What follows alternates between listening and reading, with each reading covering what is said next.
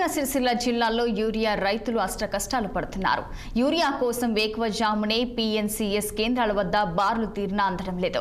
అధికారులు ఓవైపు యూరియా కొరత లేదని చెప్తున్నా క్షేత్రస్థాయిలో ఆ సమస్య తీవ్రంగానే ఉన్నట్లు అన్నదాతలు చెప్తున్నారు.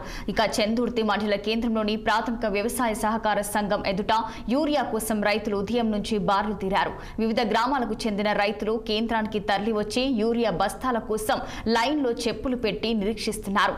బస్తాల కోసం పడిగాపులు కాస్తున్నారు. ఖరీఫ్ కు సరిపడా యూరియా నిలవకోలేకపోవడంతో నిత్యం సహకార సంఘాలు ఎరువుల దుకాణాల ఎదుట ఇదే పరిస్థితి కనిపిస్తుంది. మండల రైతాంగానికి సరిపడా యూరియాను సరఫరా చేయాలని వ్యవసాయ అధికారులను రైతన్నులు కోరుతున్నారు. మండలంలోని కొంతమంది ప్రైవేట్ వ్యాపారులు యూరియాను అధిక ధరలకు విక్రయిస్తున్నారని రైతులు ఆరోపిస్తున్నారు.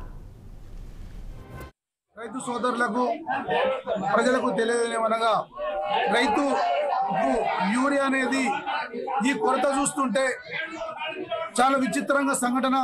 చెప్పులు లైన్ పెట్టడం, 4 గంటలకు 1 గంటకు రైతులు లైన్ నిలబడడం చూస్తుంటే ఈ కంప్యూటర్ రంగంలో మనం ముందుకెళ్తున్నామా వెనుకకెళ్తున్నామా అన్నటువంటి ఒక విచిత్రమైన సంఘటన. దీనిపై వెంటనే ప్రభుత్వం స్పందించాలి. మరి గత ప్రభుత్వంలో కానీ ఇలాంటి సంఘటన ఎప్పుడు జరగలేదు. ఈ 10 సంవత్సరాల లోపల మళ్ళీ ఇప్పుడు ఈ ప్రభుత్వం వచ్చి నుంచి ముందు జాగ్రత్తగా వ్యవసాయ పనులు ప్రారంభంతోనే ప్రభుత్వం చర్యలు తీసుకొని ఈ యూరియా కొరత లేకుండా చూడాలి. ఒకవేళ ఇక్కడ ఉన్నటువంటి కాంగ్రెస్ వాళ్ళు ఏమంటారు, కేంద్ర ప్రభుత్వం అంటారు, కేంద్ర ప్రభుత్వం ఏమంటారు, రాష్ట్ర ప్రభుత్వం అంటారు. ఏ ప్రభుత్వం అయినా కానీ రైతుకు ఇటువంటి రాజకీయాలకు లాగద్దు. రైతుకు ఈ సమస్య పరిష్కారానికి వెంటనే ప్రభుత్వాలు చర్య తీసుకోవాలి.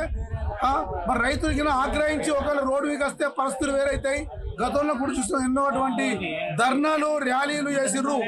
రైతు అని తిరుగుబాటు చేసినప్పుడు ప్రభుత్వాలు కూడా ఊలిపోతాయి. కాబట్టి రైతు యూరియా అనేది ఎట్టి పరిస్థితుల్లో కొరత లేకుండా ఈ కేంద్ర ప్రభుత్వం రాష్ట్ర ప్రభుత్వం చూసేటువంటి వాళ్ళ బాధ్యత. కాబట్టి తక్షణమే చర్య తీసుకోవాలని చెప్పి నేను ఈ ప్రభుత్వాన్ని డిమాండ్ చేస్తూ, చెప్పులకు కాళ్ళ చెప్పు లేక మొత్తం లైన్లో చెప్పులు పెట్టి మందు బస్తాలకు నేను ఇప్పటికి వారం రోజుల మందు బస్తాల కొరకు రోజు వచ్చుకుంటా మరిపోతున్నాం.